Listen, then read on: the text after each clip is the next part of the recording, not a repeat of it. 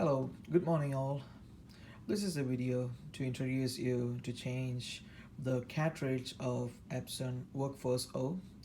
The model that we have used here to display the change cartridge is WF3720.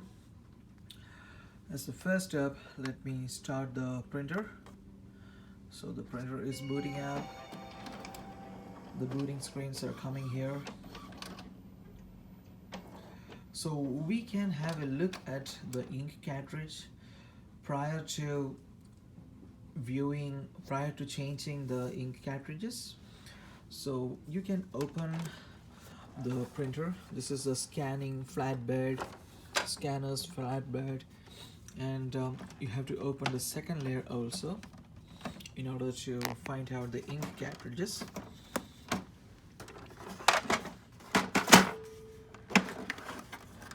There you go. The ink cartridges are right here. It will be located right here. So you can see there are 4 ink cartridges, one for the black cyan, the yellow, and the magenta. So if you try to actually change the ink cartridges right here forcefully, you can see that there is no space for your hand to actually go. So you can see the cartridge is like moving around, but it is not actually letting you to touch those cartridges since the printer is actually on. So what you should do is you have to get that access or the permission to change those cartridges from the control panel. So we come to the control panel.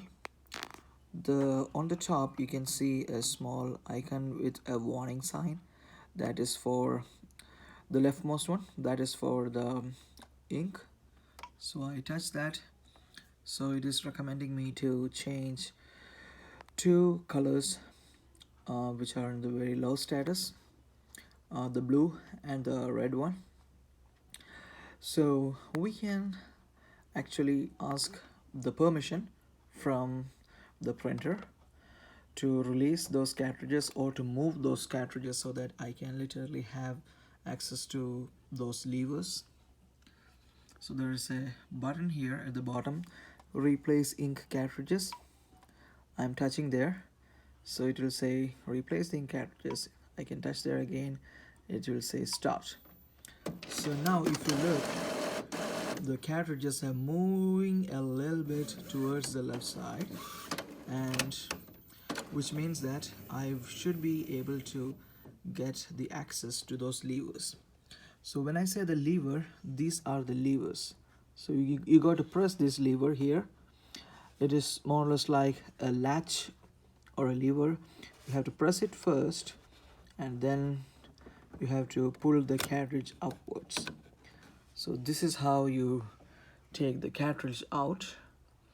You make sure you don't touch anywhere on the cartridge because it's a very sensitive thing, and I would highly recommend to touch only the latch and the bottom portion.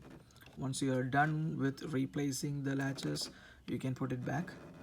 So in our case, we have the blue and the red to be replaced. So I have this. I have taken it out. I'm putting the new one back, and I have to press it really firm.